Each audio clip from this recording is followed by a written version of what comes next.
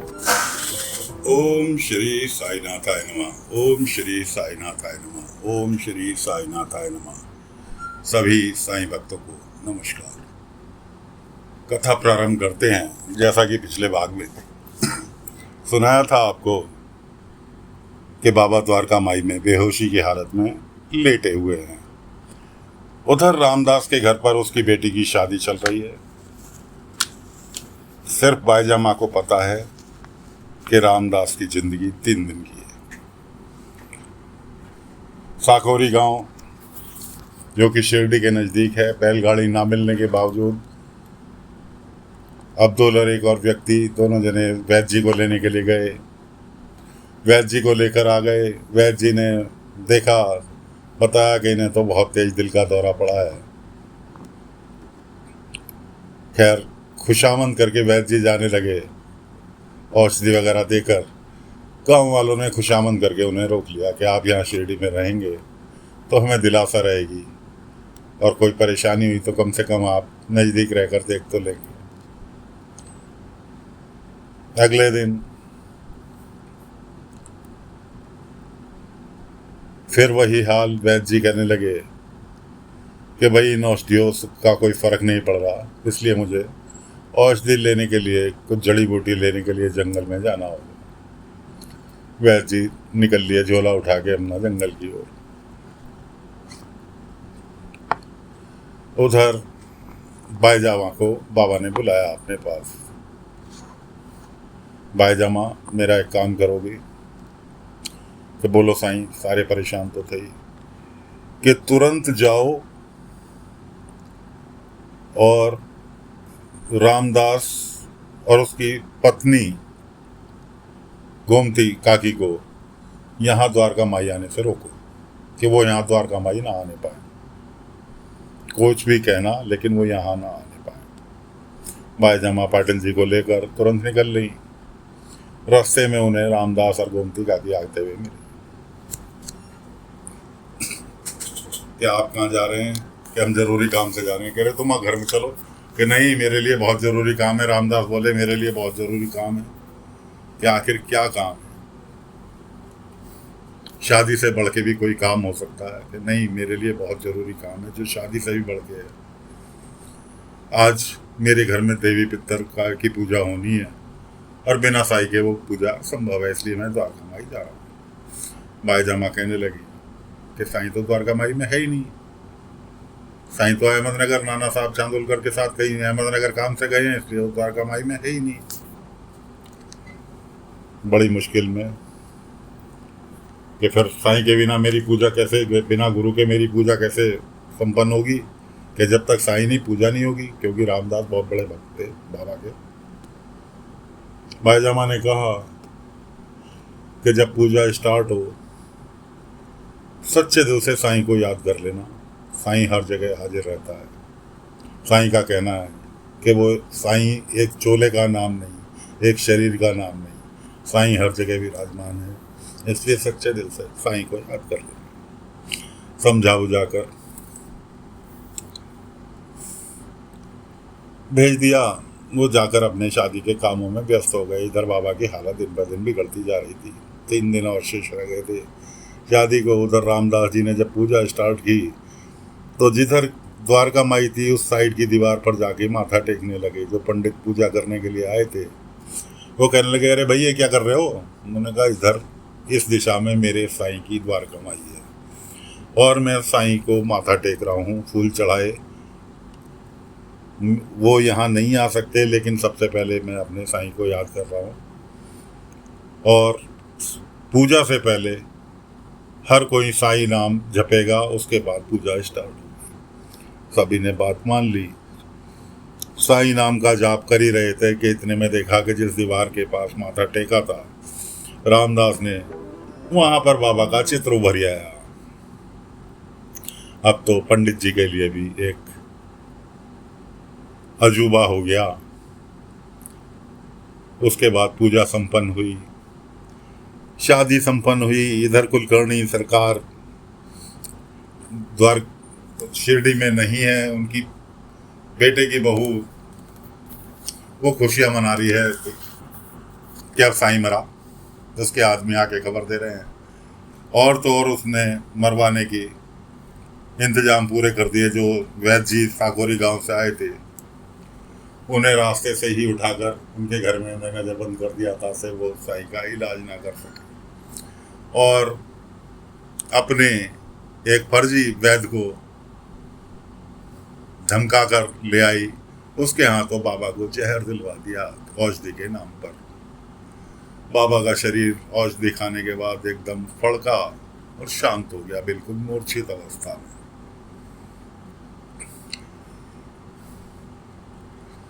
जो कुलकर्णी की बहू वैद्य लेकर आई थी, खुद भी आई थी द्वारका माई, कि भाई मैं इतनी निर्दयी थोड़ी हूँ कि एक आदमी मरा हुआ हालत में है, तो मैं तो कुलकर्णी सरकार है नहीं, इसलिए मैं दूसरा वैद्य की व्यवस्था कर लाई उपचार के लिए। अब उसका वैद्य क्या कहता है, आप लोगों ने मुझे बुलाने में देर कर दी। जो वैद्य पहले दवाई देकर गए थे उनकी दवाओं ने इतना रिएक्शन किया कि इनके लिए ये रात काटनी भारी है। सारी की सारी पब्लिक के जितने भी गांव वाले थे, साईं के भक्त थे, वहां पर मौजूद थे, सभी की आंखों में आंसू बहने लगे। खैर इसके अलावा, इंतजार के अलावा, बाईजामा कहने लगी कि साईं ने हमें 2 शब्द सिखाए, श्रद्धा और सबरी। और ये श्रद्धा सबरी जो 2 शब्द हैं, यही हमारी ताकत है और यही हमें साईं को वापस ला कर देंगे। श्रद्धा रखो साईं के प्रति, साईं कहीं नहीं जाएगा, साईं ठीक होगा। उधर रामदास की बेटी की शादी हो गई, सब कुछ हो गया, विदाई हो गई। अब रामदास जब सब मेहमान विदा हो गए तो कहने लगे, तो जो शिरडी वासी रह गए, बाकी बाहर के बाराती वगैरह सब विदा हो गए, रामदास कहने लगे, भाई मुझे कुछ खालीपन नजर आ रहा है। ये खालीपन क्या नजर आ रहा है कि साईं कुछ भी करता, कैसे भी करता, लेकिन बेटी की शादी में आशीर्वाद देने जरूर आते। अब जब तक साईं नहीं आ जाते, मैं द्वारका माई में बैठ के उनका इंतजार करूंगा। और इतना कह के वो पति पत्नी भाग लिए। आगे आगे वो चल रहे हैं, पीछे पीछे जितने भी शिरडी वासी उनके मेहमान थे वो सब पूरे के पूरे सभी लोग द्वारका माई पहुंच गए। द्वारका माई पहुंच गए। द्वारका माई पहुंचकर जब रामदास ने देखा बाबा को मरणासन स्थिति में लेटे हुए,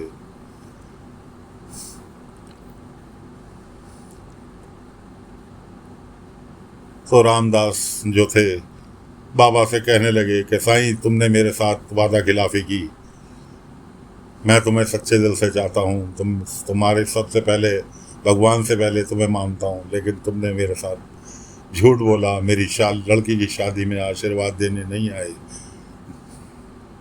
इस तरह से वो बाबा के प्रति इल्जाम वाली बातें करने लगे। अब बाईजामा वहाँ बैठी थी। बाईजामा ने कहा, रामदास जी बस कुछ बात ऐसी है जो कि मैं चाहकर भी किसी को नहीं बता सकती, पर साईं ऐसा कभी नहीं करता। साईं अपने वादा, अपने भक्त से किया हुआ वादा मरते दम तक निभाता है, लेकिन कुछ बात ऐसी है जो कि मैं चाहकर भी किसी को नहीं बता सकती, क्योंकि मेरे से साईं ने वचन लिया है। अब तो पाटिल जी के कान खड़े हो गए। पाटिल जी ने सीधे बाईजामा के पास गए और उनका हाथ उठा के अपने सिर पर रखा, तुझे मेरी कसम बता सच क्या है। अब तो बाईजामा की मजबूरी थी। बाईजामा साईं से कहने लगी, साईं क्षमा करना, मैं तुम्हारे ऊपर इल्ज़ाम लगते नहीं देख सकती कि एक भक्त तुम्हारे ऊपर इल्ज़ाम लगाए, मैं ये सहन नहीं कर सकती, इसलिए मुझे मजबूरीवश बताना पड़ा। बाईजामा ने कहा, साईं ने मुझे बताया था कि रामदास की उम्र जिस दिन मेहंदी, इनकी बेटी की मेहंदी होनी है, उस दिन तक की उम्र इनकी शेष है। शादी को 6 दिन थे और उम्र केवल 3 दिन की थी। साईं ने मुझे यह पहले ही बता दिया था। और जो तुम्हें दिल का दौरा पड़ा था मेहंदी वाले दिन, जो तुम्हारे सीने में दर्द हुआ था, असल में दर्द नहीं, दिल का दौरा था जो साईं ने अपने ऊपर लिया और साईं बैठे बैठे बेहोशी की स्थिति में आ गए। और वो दिन है, आज का दिन है कि साईं जब से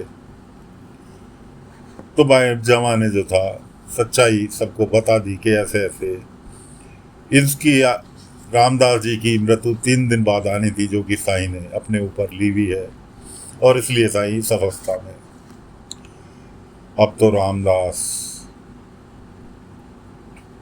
बाबा के पैर पकड़ के गिड़गिड़ाने लगे, साईं मेरे ऊपर आई आफत आपने अपने ऊपर क्यों ली, जबकि मेरे सिवा आपके इतने भक्त हैं, उनका कल्याण कौन करेगा। मेरी मृत्यु आ रही है, आने दो।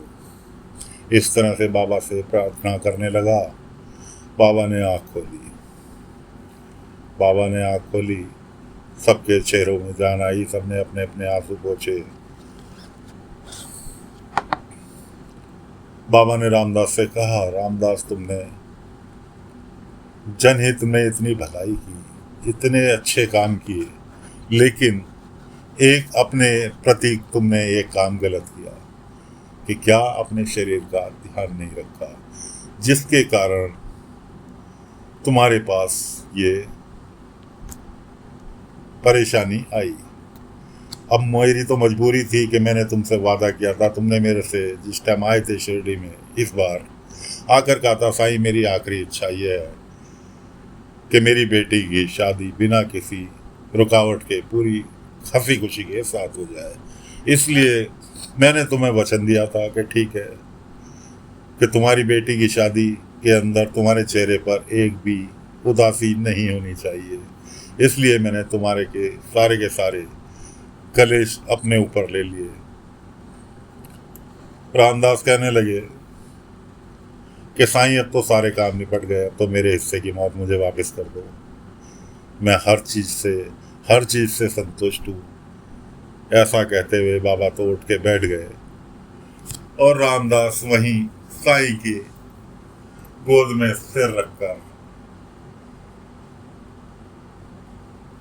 सेकंडों में दम तोड़ दिया।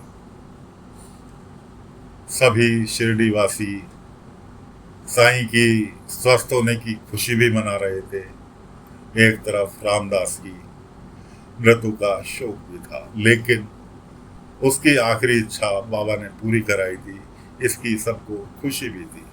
तो साथियों, रामदास गोमती काकी का अध्याय फिलहाल आज यहाँ समाप्त कर रहे हैं। अगला अंक में अगली कथा लेकर फिर हाजिर होंगे, तब तक के लिए आज्ञा दीजिए।